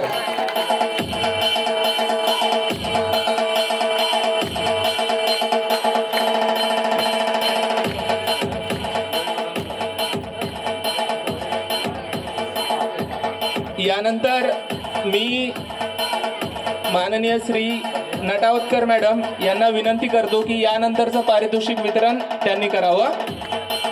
निबंध लेखन स्पर्धेमध्ये प्राथमिक गटातून 5 ते 7 गटातून प्रथम क्रमांकाचं पारितोषिक जात आहे साजन जगदीश पावरा अनुदानित आश्रमशाळा कोचरा.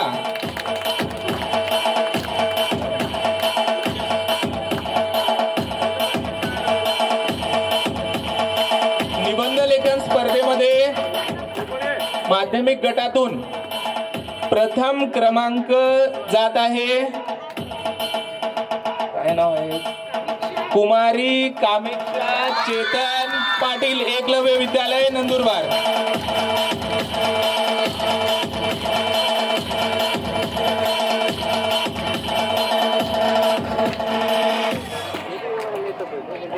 टाळ्यांचा आवाज कमी झाला.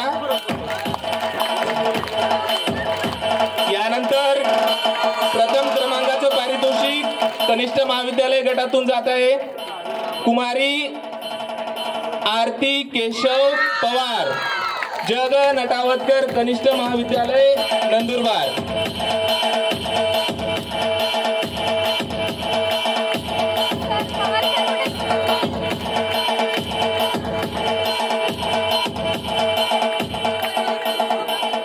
अतिशय उत्कृष्टपणे निबंध लेखन केलेलं आहे या विद्यार्थ्यांनी.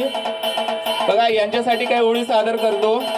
हे कौतुक तुमच्या यशाचे, कौतुक तुमच्या प्रयत्नांचे, सन्मान तुमच्या कष्टांचा, गौरव तुमच्या धैर्याचा, बळ तुमच्या भरारीसाठी आणि शब्द सुमने तुमच्या अभिनंदनासाठी. आता फक्त एकच स्पर्धा बाकी आहे आपली, ती म्हणजे सामान्य ज्ञान स्पर्धा. यानंतर मी परमार सरांना विनंती करतो की यांनी यानंतरचं पारितोषिक वितरण करावं. सामान्य ज्ञान स्पर्धा यामध्ये एकूण 3 गट होते. सामान्य ज्ञान स्पर्धेत 5 ते 7 गटातून प्राथमिक गटातून तृतीय क्रमांकाचं पारितोषिक जात आहे कुमारी सावित्री गंगाराम वळवी अनुदानित आश्रमशाळा तलावडी. तिचे मार्गदर्शक शिक्षक यांनी सुद्धा मंचावर यायचं आहे.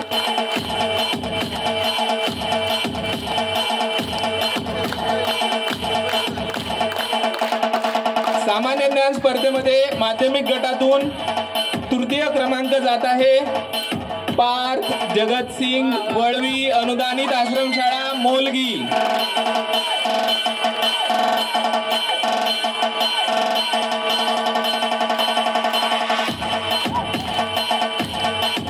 सामान्य ज्ञान स्पर्धेमध्ये तृतीय क्रमांकाचं पारितोषिक जात आहे कुमारी रोशनी दीपक वसावे SC चव्हाण कनिष्ठ महाविद्यालय चिंचपाडा.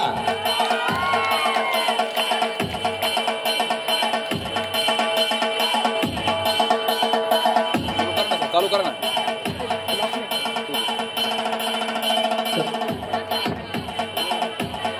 यानंतरचं पारितोषिक वितरण मी आदरणीय साळुंके सरांना विनंती करतो की यानंतरचं पारितोषिक त्यांनी द्यावं. सामान्य ज्ञान स्पर्धेमध्ये 5 ते 7 गटातून द्वितीय क्रमांक मिळवलेला आहे कुमारी ओमश्री दीपक माळचे अनुदानित आश्रमशाळा मोलगी.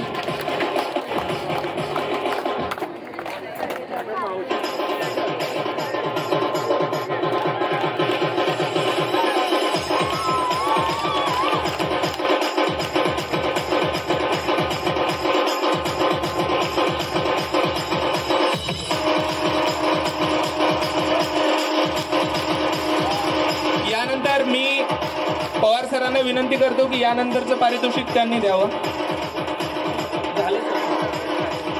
माध्यमिक गटातून सामान्य ज्ञान स्पर्धेमध्ये द्वितीय क्रमांकाचं पारितोषिक जात आहे प्रणव आशुतोष वडाळकर, एकलव्य विद्यालय नंदुरबार.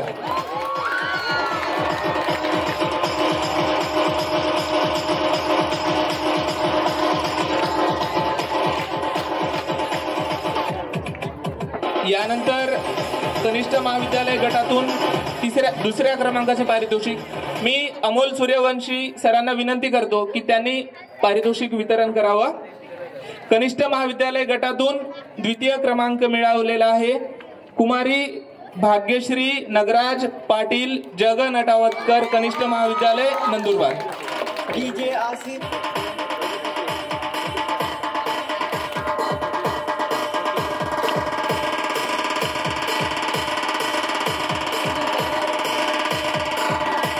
मी गटे सरांना विनंती करतो की यानंतरचं पारितोषिक वितरण त्यांनी करावं. सामान्य ज्ञान स्पर्धा आणि 3च पारितोषिक बाकी आहेत. 5 ते 7 म्हणजे प्राथमिक गटातून प्रथम क्रमांक मिळवलेला आहे प्रणय गजेंद्र वळवी, एकलव्य विद्यालय नंदुरबार. त्याचे मार्गदर्शक शिक्षक यांना विनंती करतो की त्यांनी मंचावर यायचं.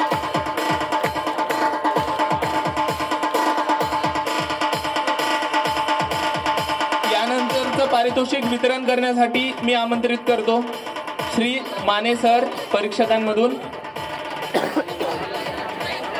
माध्यमिक गटातून प्रथम क्रमांक मिळवलेला आहे कुमारी चेतना संजय पाटील, एकलव्य विद्यालय नंदुरबार.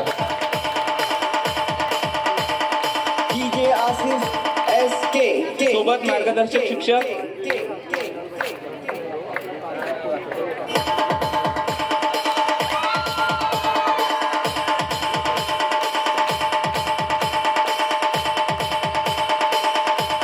यानंतर आपलं शेवटचं पारितोषिक मी श्री धनगर साहेब यांना विनंती करतो की यानंतरचं पारितोषिक त्यांनी द्यावं. कनिष्ठ महाविद्यालय गटातून प्रथम क्रमांक मिळवलेला आहे कुमारी रोशनी महेंद्र सामुद्रे, जग नटावतकर, कनिष्ठ महाविद्यालय नंदुरबार.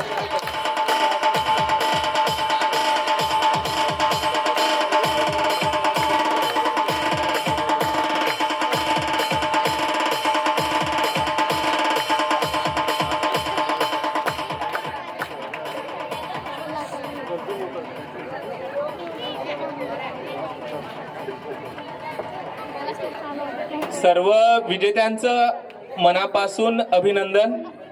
आणि मी तुम्हाला सुरुवातीलाच बोललो होतो स्पर्धा अतिशय चुरशीची होती आणि मी आपला जास्त वेळ घेत नाही, मला माहिती आहे. आता जे माध्यमिक गटातून वक्तृत्व सादर झालं होतं ते एक वक्तृत्व सादर करण्यासाठी मॅनेजमेंट गुरु छत्रपती शिवराय हा विषय ज्यांचा होता, माध्यमिक गटातून प्रथम क्रमांकाचं बक्षीस मिळवलेले प्राप्ती, तिला मी मंचकावर आमंत्रित करतो.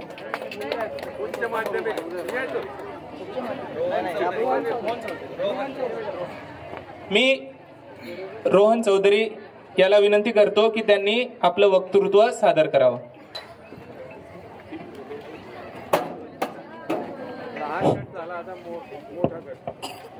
सन्माननीय व्यासपीठावर उपस्थित प्रमुख अतिथी आणि माझ्या विद्यार्थी बालमित्रांनो,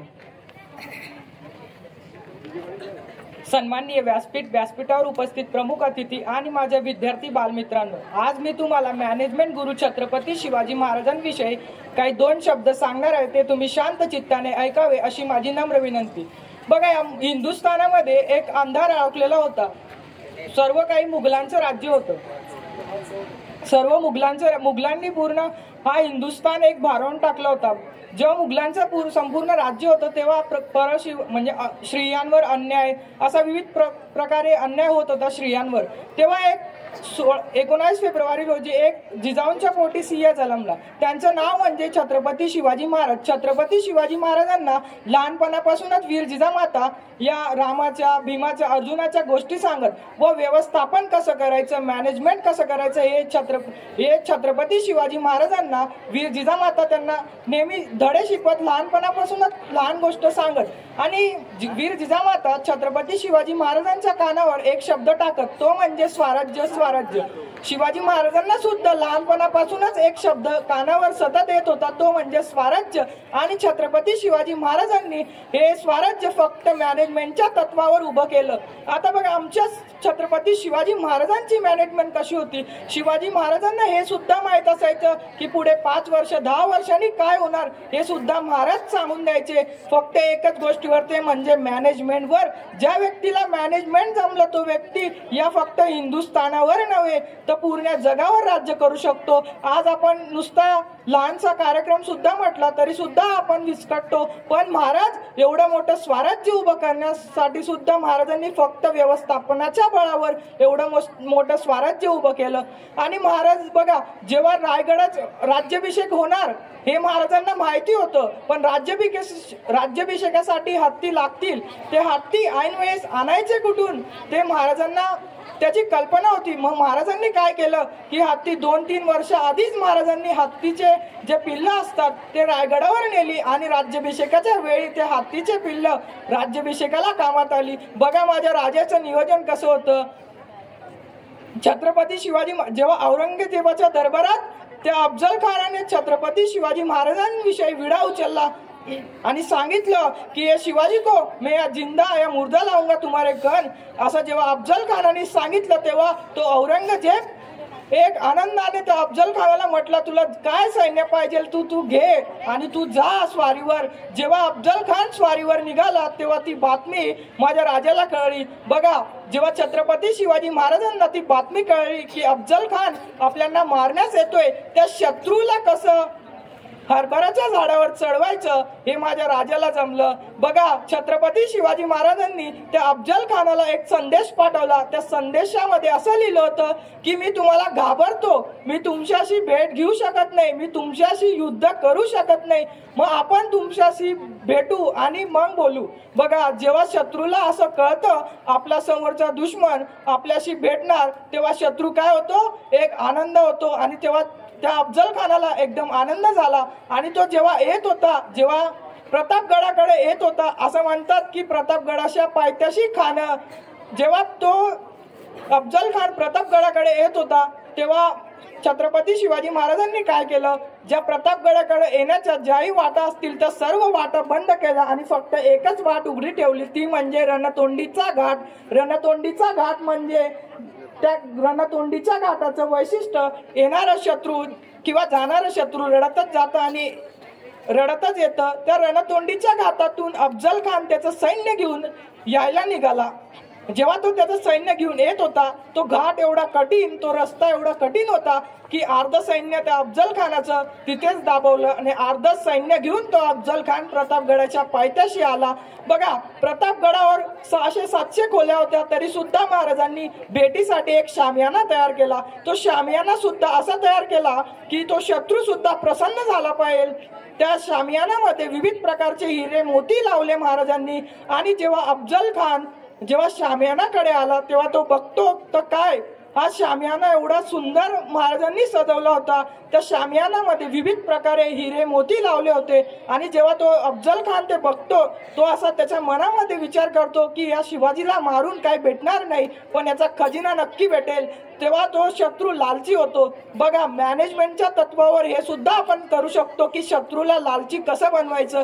आणि छत्रपती शिवाजी महाराजांनी सर्वात पहिले जो आपला शत्रू असेल त्याला सर्वात पहिले लालची बनवायचं. आणि महाराजांनी त्या शत्रूला अफजल खानाला सर्वात पहिले लालची केलं.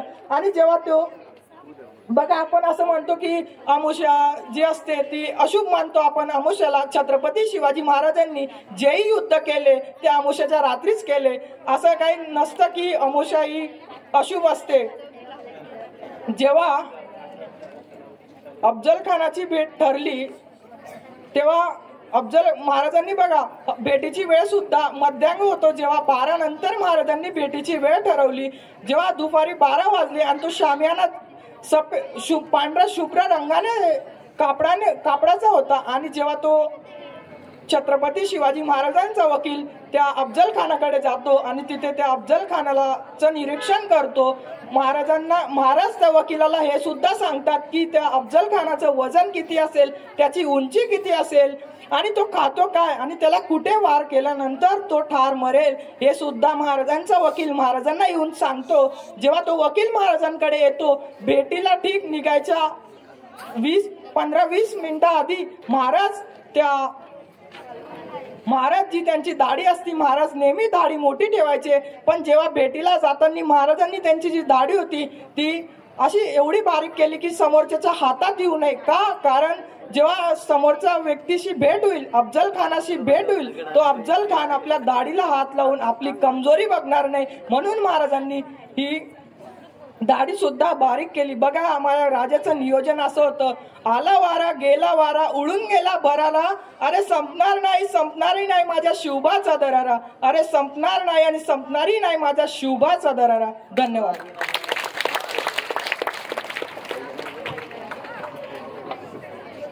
धन्यवाद रोहन. यानंतर कार्यक्रमाचा शेवटचा टप्पा म्हणजे आभार अभिव्यक्ती. यासाठी मी आमंत्रित करतो अनुदानित आश्रमशाळा तलावडीच्या शिक्षिका आदरणीय बबिता गावित मॅडम. शांत बसायचं आहे. यानंतर सर्वांसाठी एक सरप्राईज ठेवलेला आहे, तर तोपर्यंत तुम्ही शांत जर बसले तरच तुम्हाला मिळणार आहे ते, अदरवाईज मिळणार नाही. हा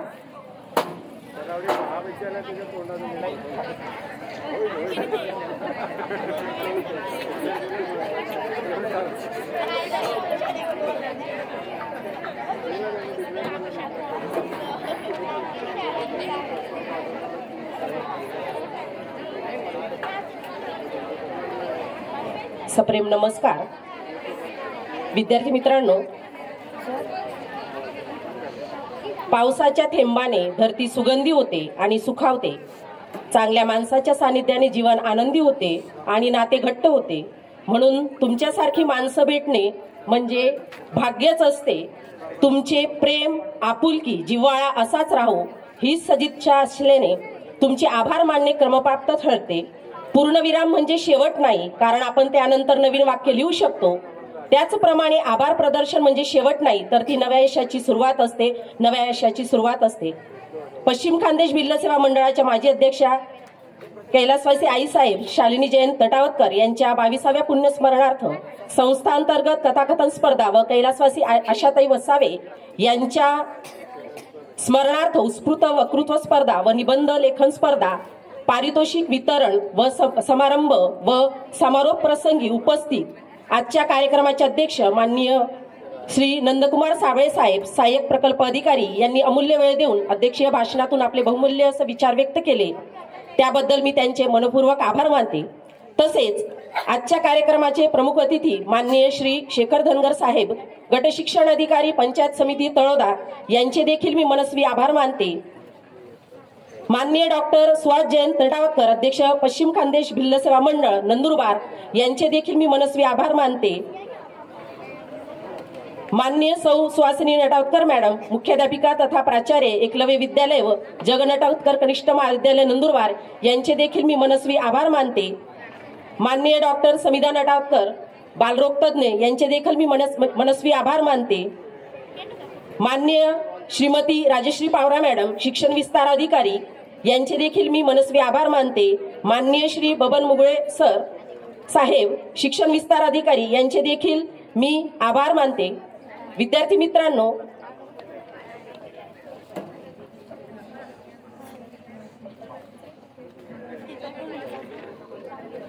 तसेच विविध शाखांमधून आलेले सर्व मान्य मुख्याध्यापक, सर्व मान्य परीक्षक, तसेच विविध शाखांमधून आलेले स्पर्धक विद्यार्थी व त्यांचे मार्गदर्शक शिक्षक, बंधू भगिनी यांचे देखील मी मनस्वी आभार मानते. विद्यार्थी मित्रांनो, हा कार्यक्रम यशस्वी करण्यासाठी team Talawadi from P1 P to P म्हणजे फ्रॉम प्रिन्सिपल टू पिऊन या सगळेच व्यक्ती या कार्यक्रमाच्या यशस्वीसाठी झटलेले त्या सर्व व्यक्तींचे मी मनस्वी आभार मानते. विद्यार्थी मित्रांनो, यानंतर पुढील सूचना आहे की जे विद्यार्थी स्पर्धक विद्यार्थी ज्यांना आजच्या वक्तृत्व स्पर्धा, कथाकथन स्पर्धा, निबंध स्पर्धा, त्याचप्रमाणे या सगळ्या स्पर्धेतून ज्यांना पारितोषिक मिळालेलं आहे त्या सर्व विद्यार्थ्यांनी स्टेज जवळ यायचे. फोटो सेशन आजच्या कार्यक्रमाच्या मान्यवरांसोबत आजचं फोटो सेशन करायचं आहे. त्यासोबत तुमचं ते प्रमाणपत्र आणि ट्रॉफी घेऊन पटकन 2 मिनिटात आपल्या स्टेज जवळ या. सर्व विजेते स्पर्धक विद्यार्थी सर्व गटातले